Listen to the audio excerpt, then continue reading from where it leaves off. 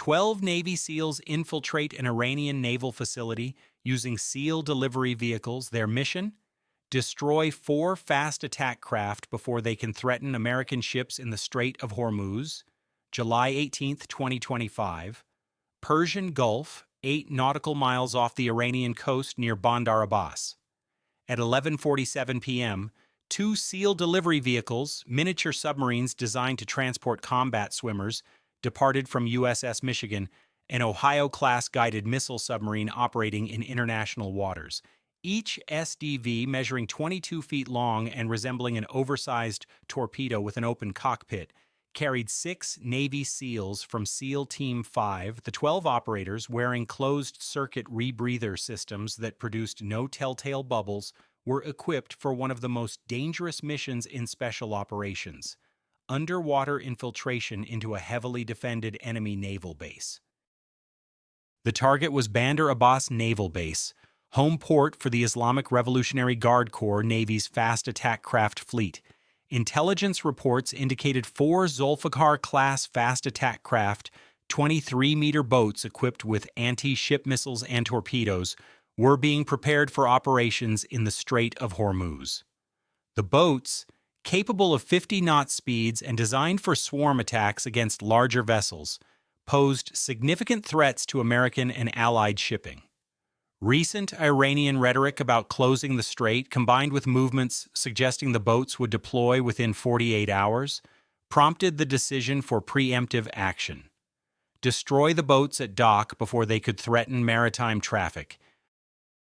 The SDVs, operating at 60 feet depth and traveling at 6 knots to minimize noise, navigated toward the naval base using GPS and inertial navigation systems. The journey, covering 8 nautical miles of open water, took 80 minutes. At 1:07 a.m. on July 19th, the SDVs reached their designated release point 400 meters from the base's outer security perimeter. The SEAL operators, already cold despite their dry suits after over an hour in 72-degree water, prepared for the next phase. The SDVs would remain at this location with their 2-man crews while the 10 combat swimmers proceeded to the target. At 1:15 a.m., the SEALs began their approach swim. Moving in 2 5-man teams, they navigated using underwater compasses and occasional surface observations through night vision periscopes. The naval base, brightly lit and active despite the late hour, presented both advantages and challenges. Lighting helped the SEALs identify their targets, but also increased detection risk if they surfaced prematurely. Iranian security, while present, was focused on surface and airborne threats rather than underwater approaches. Naval doctrine rarely emphasized protection against combat swimmers, a vulnerability the SEALs intended to exploit. At 1:45 a.m., the first SEAL team reached the pier where 2 Zolfaghar boats were moored. The team leader, Lieutenant Commander Jason Briggs, a 12-year SEAL veteran with 4 combat deployments, surfaced cautiously beside the pier's pilings. Through his night vision goggles, he observed 2 Iranian sailors on deck of the nearest boat, smoking cigarettes and talking. The second boat appeared unmanned. Briggs made hand signals to his team. "Wait for the guards to leave. If they don't leave in 10 minutes, we neutralize them silently." At 1:52 a.m., the 2 Iranian sailors finished their cigarettes and went below deck, likely to sleep quarters. Briggs gave the signal, "Execute." 2 SEALs climbed onto the pier, moving with practiced silence toward the first boat. Each carried a haversack containing 10 kilograms of C4 plastic explosive, shaped charges designed to detonate beneath the waterline and break the boat's keel. The charges, equipped with time delay fuses, would explode simultaneously at 3 a.m., giving the SEALs 66 minutes to emplace all charges, withdraw to the SDVs, and clear the area. Should SEALs risk leaving the guards alive or neutralize them to ensure mission success? Type A for neutralizing threats. Type B for avoiding casualties if possible. Comment your reasoning. At 1:58 a.m., the first 2 limpet mines were attached to the hulls of both Zolfaghar boats, secured magnetically to the steel hulls just below the waterline. The SEALs, working with rehearsed precision, set the timer mechanisms and withdrew back into the water. The second SEAL team, operating 200 meters away at a different pier, was simultaneously emplacing charges on the remaining two boats. At 2:03 a.m., Lieutenant Briggs received a hand signal from his second-in-command. All charges on first two boats placed, moving to confirm second team's progress. At 2:08 a.m., disaster nearly struck. An Iranian patrol boat conducting routine security rounds of the harbor passed within 30 meters of the SEAL's position. The boat's searchlight swept across the water looking for surface contacts. The SEALs, submerged at 15 feet depth, remained motionless as the light passed overhead. One SEAL, Petty Officer Marcus Rodriguez, felt his rebreather malfunction, producing a small bubble stream. He immediately shut off the faulty unit and switched to his backup system, but the bubbles had reached the surface. The Iranian patrol boat slowed, its crew apparently noticing the disturbance. For 90 seconds, the patrol boat circled the area while the SEALs remained underwater, burning through their limited air supply. Iranian sailors shone lights and discussed what they'd seen. At 2:10 a.m., apparently concluding the bubbles were from fish or natural causes, the patrol boat resumed its rounds. The SEALs waited an additional 2 minutes before surfacing to check the situation. The close call reinforced the operation's risks. Detection at this stage, with charges already in place but operators still inside the harbor, would be catastrophic. At 2:15 a.m., the second SEAL team confirmed all 4 boats had charges attached. The 10 operators began their withdrawal, swimming back toward the SDVs using the same underwater route. At 2:35 a.m., all SEALs reached the SDVs and embarked. The vehicles, already oriented for departure, began their transit back to USS Michigan. At 3 a.m., as the SDVs were 3 nautical miles from the base and approaching the submarine, the charges detonated. The explosions, occurring simultaneously beneath the waterline of all 4 boats, were devastating. Each 10-kilogram charge produced blast effects equivalent to 15 kilograms of TNT, focused downward by the shaped charge configuration. The Zolfaghar boat's keels shattered, hulls buckled, and within seconds all 4 boats began flooding rapidly.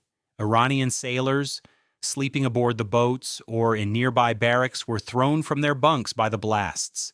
Emergency alarms sounded across the base. But by the time damage control teams reached the boats, all 4 were sinking at their moorings. Subscribe to Navy Mission now for the most detailed special operations coverage. This is the real story of how elite forces operate. At 3:45 a.m., the SDVs docked with USS Michigan, and the SEAL teams transferred back aboard the submarine. The Michigan, operating at 300 feet depth, immediately departed the area at maximum silent speed. Iranian forces, scrambling to respond to the attack, had no idea where the attackers had come from or where they had gone. At 4:02 a.m., Iranian naval commanders at Bandar Abbas assessed the damage. All 4 Zolfaghar fast attack craft were total losses. The boats, sinking in 40 feet of water, would require salvage operations taking weeks. Preliminary assessments suggested sabotage, but the method and perpetrators were unknown. By 6 a.m., Iranian authorities had reached preliminary conclusions. The attack bore the hallmarks of American special operations, specifically SEAL delivery vehicle infiltration. The simultaneous timing of explosions, the precision of charge placement, and the complete absence of witnesses pointed to highly trained underwater operators. But Iran faced a dilemma. Acknowledging the attack meant admitting American forces had penetrated a supposedly secure naval base and destroyed military assets without being detected. The propaganda value was entirely negative. At 8 a.m., Iranian state media reported that 4 naval vessels had been damaged in an accident involving onboard explosives during maintenance operations. The statement, while obviously false to military observers, preserved Iranian dignity while avoiding explicit accusation that would require response. The United States, for its part, made no public statement. The operation remained classified, known only to those directly involved and senior government officials. For the 12 SEALs who conducted the raid, July 19th became another mission in careers defined by operations that would never be publicly acknowledged. They had infiltrated an enemy naval base, destroyed 4 military vessels, and extracted without casualties or detection. The mission was textbook special operations, audacious objective, careful planning, precise execution, and zero attribution. But the personal cost was real. The 80-minute underwater transit in cold water, the tension of operating inside an enemy facility, and the knowledge that capture would mean imprisonment or execution created stress that took days to fully dissipate. USS Michigan remained submerged for another 48 hours, departing the Persian Gulf through the Strait of Hormuz before surfacing in the Arabian Sea. The submarine, which had provided the insertion and extraction platform, had executed its part flawlessly. The SEAL delivery vehicle crews, often overlooked in special operations narratives, had navigated precisely to and from the target while managing their own stress and physical discomfort. Do you think covert attacks on military targets before hostilities begin are justified, or do they constitute acts of war? Share your perspective below. Strategically, the raid achieved its objectives. 4 Iranian fast attack craft, each capable of firing 8 anti-ship missiles, were removed from the order of battle before they could threaten shipping. The Strait of Hormuz, through which 20% of global oil supply transits, remained open to commercial traffic, and Iran, unable to publicly attribute the attack, couldn't escalate without admitting vulnerability. But the operation also demonstrated the risks of special operations in the modern era. Iranian naval facilities, while not equipped with advanced anti-submarine systems, were improving their security. The patrol boat that nearly detected the SEALs represented a threat that, in future operations, might succeed in discovering infiltrators, and Iran's growing awareness of underwater threats would likely drive investments in sensors and countermeasures. For U.S. Special Operations planning, the mission validated SDV infiltration tactics while highlighting areas for improvement. The rebreather malfunction that nearly compromised the operation prompted equipment reviews, and the close call with the patrol boat led to enhanced intelligence collection on enemy security patterns to identify optimal infiltration windows. Internationally, the raid's impact was muted by its covert nature. Commercial shipping companies, noting the sudden unavailability of Iranian fast attack craft, adjusted their risk assessments favorably. Insurance rates for transits through the Strait of Hormuz declined slightly, and nations dependent on Gulf oil supplies expressed private gratitude to the United States for maintaining maritime security, even while public statements emphasized diplomatic solutions. For the 4 Iranian boats sunk at their moorings, salvage operations would take 2 months. The vessels were eventually raised, but damage assessments concluded that repair costs exceeded replacement costs. The boats were scrapped, and new construction was ordered, but the replacement timeline meant Iran's fast attack capability would be reduced for at least 18 months, precisely the window during which tensions over strait access remained high. The SEAL teams returned to their base in Coronado, California, on July 28th after stopping at forward operating locations for debriefs and equipment maintenance. They received no public recognition, no media coverage, and no acknowledgement beyond classified commendations and the quiet respect of the special operations community. For SEALs, this was normal. Their work occurred in shadows, acknowledged only in classified files and the memories of those who participated. As the summer of 2025 progressed, the destroyed Iranian boats became footnotes in intelligence assessments rather than headlines. The operation had prevented a potential crisis, maintained freedom of navigation, and demonstrated American capability to strike at will. But it had also occurred in the gray zone between peace and war, where special operations increasingly operate without clear legal frameworks or public accountability. Now I want 3 perspectives from you. First, should special operations forces conduct preemptive strikes on military assets before hostilities begin?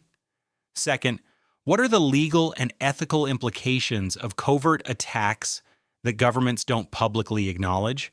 Third, how should underwater infiltration capabilities be balanced against risks of detection and escalation? Comment your detailed strategic and ethical analysis below.